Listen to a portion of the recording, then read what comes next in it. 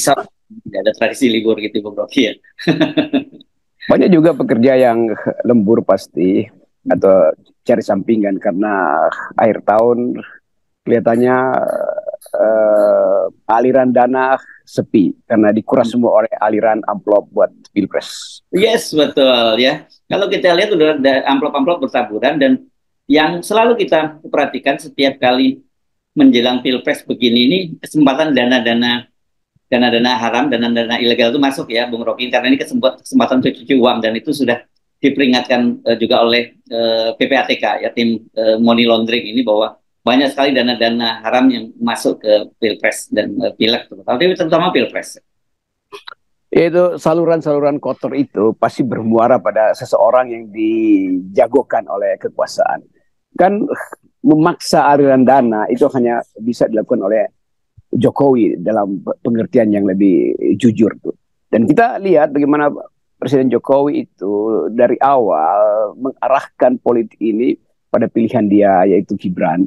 Dan nggak mungkin Jokowi membiarkan Gibran itu tidak dibiayai. Prabowo mungkin punya uang banyak, tetapi bagi Jokowi Gibran itu harus diasuh sendiri melalui jaringan yang masih dia miliki. Jadi kalau kita bilang money politics itu hanya ada di wilayah Gibran yang langsung diasuh oleh Jokowi itu. Di tempat lainnya mungkin aja, tetapi itu sumbangan kaos, sumbangan makan siang. Tapi dalam kasus 02 terutama buat Gibran itu Jokowi seolah-olah tak terbatas dananya. Karena ini pertarungan to be or not to be bagi Jokowi itu. Eksistensi dia ditentukan oleh kemenangan Gibran. Dia mungkin nggak begitu peduli dengan Prabowo, tetapi yang dia maksudkan adalah Prabowo harus menuntun Gibran supaya Gibran bisa melanjutkan kepemimpinan Jokowi.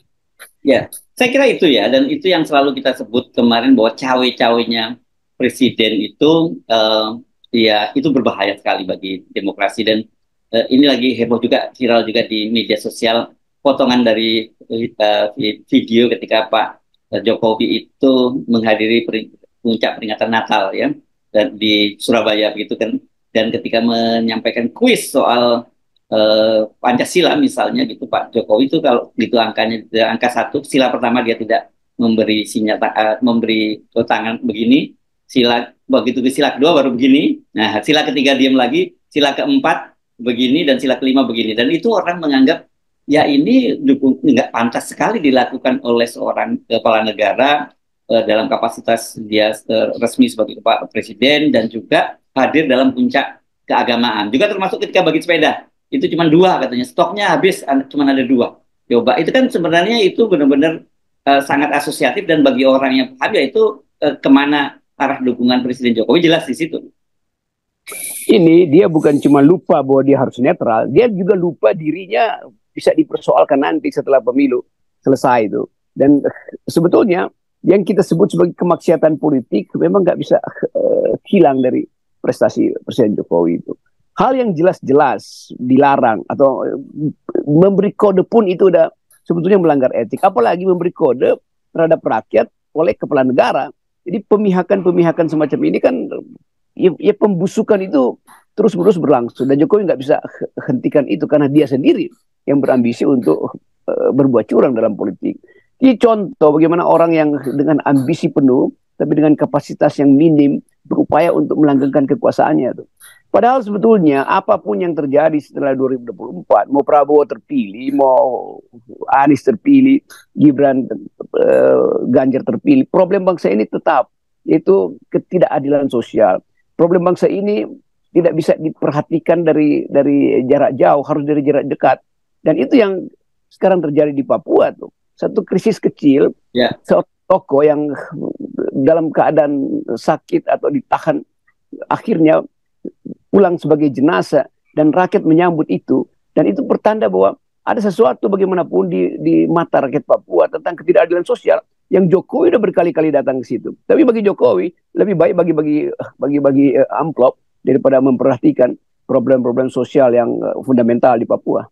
Ya, itu serius ya, saya kira yang terjadi di Papua kalau kita lihat eskalasinya ya, Bung Rocky ya. Ya, itu kita bayangkan bagaimana menghentikan itu.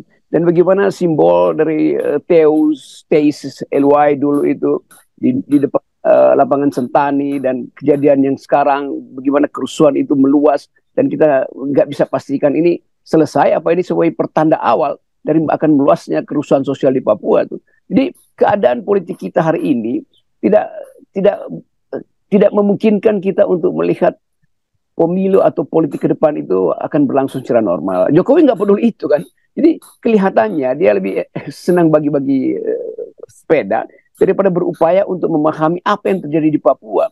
Kenapa Lukas NMB yang di dalam konsep hukum adalah tahanan, tapi ternyata bagi masyarakat Papua dia adalah simbol perlawanan, dia adalah simbol perubahan. Kan itu yang mesti dibaca oleh Jokowi. Psikologi orang Papua, antropologi yang terlalu lama mengalami kekerasan, akhirnya meledak. Dan ledakan ini bisa betul-betul pintu baru untuk satu proses politik yang akan panjang di Papua. Ketegangan sosial, persaingan politik antar partai di situ juga tinggi sekali. Jadi kita mau baca sebetulnya apa yang ada di bawah sadar rakyat. Nah, yang nggak sadar adalah kepala negara. Dia nggak sadar bahwa dia sebagai kepala negara sedang diuji untuk mempertahankan bangsa ini bersatu dalam keberagaman. Tapi dia nggak peduli itu, kayak yang dia peduli cuma Gibran itu. Bagaimana otak yang simpel semacam itu mau mengurus negara yang kompleks seperti sekarang? Ya, harusnya kan kalau dalam kondisi yang normal ya, publik sebenarnya bisa memisahkan antara kasus korupsinya dengan Pak Lukas ini dengan masalah di Papua gitu. Tapi karena sudah sekian lama terbentuk dalam cara berpikir atau backmind daripada masyarakat Papua bahwa mereka itu diperlakukan tidak adil. Jadi kasus dari Pak Lukas ini yang sebenarnya itu adalah kasus korupsi biasa berubah menjadi kasus ketidakadilan. Ya itu yang kita sering sebut bahwa satu kasus di Papua itu dia bisa berimplikasi panjang karena ada instability, ketidakstabilan emosi, ketidakstabilan ideologi bahkan atau ketidakstabilan politik secara umum. Kan Lukas ini mungkin orang lupa bahwa dia dulu kader Partai Demokrat. Yes. Dan mungkin Pak SB merasa bahwa ya menempatkan orang semacam Lukas itu satu pilihan strategis tuh. Lalu mungkin ada persaingan bahwa Lukas ini harus dihilangkan dari peta politik Papua karena ada persaingan baru di dalam politik Jokowi misalnya. Jadi semua orang berspekulasi tentang Lukas ini apa sebetulnya. Walaupun secara faktual dia adalah tahanan KPK tuh. Tetapi itu menjadi sekunder dibandingkan dengan gairah orang Papua untuk menuntut keadilan tuh. Jadi kita harus baca berlapis-lapis masalah Papua tuh. Kalau sekedar bacaan satu lapis itu bacaan Jokowi tentang kepentingan Gibran. Ya, oke. Bung Rocky, nah ini saya kira ada kaitannya juga dengan apa yang terjadi ini. Cawe-cawe, saya kira temanya cawe-cawe. Ini sekarang yang sedang heboh adalah ada dua kasus ya. Satu, bahwa ada juru bicara dari Amin, jadi Indra Karismiaji yang kemudian ditangkap oleh kejaksaan karena dugaan soal penggelapan pajak gitu ya. Dan yang cukup mengejutkan itu nilainya 1,1 miliar. Nah, dalam kasus ini berapapun pelanggarannya itu tetap harus ditindak. Tapi kan kemudian orang bisa membandingkan, loh kenapa ini kasus yang begini kecilnya kok kemudian langsung gerak cepat sementara Pak Mahfud MD kan kita tahu ada berapa kasusnya jauh lebih sampai T itu 349 triliun pada waktu itu dan sampai sekarang kita nggak dengar kelanjutannya. Begitu juga dengan kasusnya sekarang Harun Masiku. Kenapa tiba-tiba sekarang jadi mulai heboh lagi gitu? Kita kemudian Ibu Megawati berpisah jalan dengan Jokowi. Kalau sebelumnya kan aman-aman saja gitu. Jadi ini memang agak sulit kita bicara di Indonesia itu membedakan antara satu penegakan hukum murni, yang kedua memang itu digunakan untuk alat politik yang sering kita sebut sebagai sandra. Iya, kasus penggelapan pajak itu ada ratusan atau bahkan ribuan di Indonesia ya. Dengan skala yang mencengangkan. Ini seorang pengusaha yang pasti dia merasa bahwa dia belum mampu bayar pajak, karena itu mungkin minta keringanan, atau dia memang ngemplang pajak tuh. Tetapi pada saat dia dikenalkan sebagai juru bicara Amin, lalu orang berpikir bahwa ini dalam upaya untuk menjegal kandidat-kandidat pendukung Amin tuh. Jadi sebetulnya secara gampang kita mau baca, ya kalau itu memang 1 miliar, ya udah bandingkan dengan yang 100 miliar, bahkan yang T, yang triliunan, yang ngemplang pajak, yang tax amnesty, yang sebetulnya bagian dari upaya penyelundupan pajak atau mencari keringanan dengan bersembunyi dalam lobby-lobby kekuasaan. Itu didiamkan aja kan. Jadi orang melihat bahwa oke, itu memang kriminal tuh, ngemplang pajak tuh. Dan kita tahu bahwa hukum pajak itu, ya kalau dia nggak bisa bayar ya ada masalah. harus diteliti karena dia nggak bisa bayar atau kalau dia memang ingin menggelapkan pajak yang harusnya dia bisa bayar. Itu problemnya tuh. Tapi sekali lagi ini soal skala tuh. Jadi orang melihat bagaimana ratusan miliar itu lalu lalang di depan Dirjen Pajak tapi nggak diapa-apain. Sementara orang ini yang ada pengusaha dan ada di dalam kubu politik Amin tiba-tiba ditetapkan dan ditahan langsung dipublikasikan bahkan tuh. Jadi artinya semacam ya tebang pilih sebetulnya pada akhirnya tuh. Walaupun nanti akan ada debat, ini kan masalah kriminal bisa dengan politik. Oh iya, kalau bisa dengan politik, mengapa para politisi yang ngemplang pajak atau nyolong sebagai koruptor itu justru sampai sekarang didiamkan? Iya. Nah, begitu juga soal Harun Masiku. Kita sepakat Harun Masiku itu adalah kasus yang juga harus diselesaikan. Tapi selama ini kan kita tahu itu dibiarkan begitu saja. Mengapa kemudian sekarang tiba-tiba diungkit lagi menjelang Pilpres? Nah, problem-problem ini yang kita mau tagih dari Pak Jokowi yang sudah bilang saya akan memimpin sendiri. Dia memimpin sendiri dengan memilih sendiri siapa targetnya. Itu bahayanya begitu. Dan kita nggak lihat ada semacam imparsial di dalam penegakan hukum. Jadi tetap korupsi itu dikaitkan langsung dengan momentum politik. Hal yang udah biasa dibaca oleh analis internasional bahwa Indonesia itu menegakkan hukum itu harus ada alasan politik. Atau bahkan mengkriminalkan orang selalu di belakangnya ada alasan politik. Dan tahun satu semester ke depan akan banyak kasus semacam itu. Ya. Dan saya kira kalau memang mereka KPK bisa berilah bahwa ini semata-mata proses penegakan hukum, saya kira kita juga mesti menuntut itu apa yang dilaporkan. Kita mesti ungkit lagi apa yang dilaporkan Ubed terhadap putra Pak Jokowi. Apalagi ini kan bagaimanapun Gibran sekarang menjadi calon wakil presiden dan kemudian Kaisang ini juga akan menjadi tokoh publik. Dan ini kalau nggak dibereskan, ini akan menjadi beban masa depan mereka ini kalau Bung Rocky. Dan ini akan terus-menerus seperti ini ya. Iya, seolah-olah Jokowi menganggap kalau pemilihan presiden selesai, Gibran jadi wakil presiden, kasus-kasus potensial money laundering yang pernah dideteksi oleh masyarakat sipil di kalangan lingkaran kekuasaan Jokowi itu seolah akan lenyap. Tidak begitu. Kan begitu ada presiden baru, publik akan menuntut. Bahkan Pak Prabowo mungkin akan atau saya bisa duga kuat Prabowo juga akan menerima tekanan publik untuk mempersoalkan hal-hal yang tertunda karena proses politik dan itu tidak akan menyebabkan lingkaran Presiden Jokowi itu bebas dari tuntutan politik atau tuntutan hukum. Jadi kelihatan betul bahwa Jokowi dia mau main sendiri untuk mengatur tapi dia nggak tahu bahwa semakin hari kekuasaan dia makin berkurang tuh. Gibran jadi wakil presiden iya tapi kekuasaan ada pada Prabowo tuh.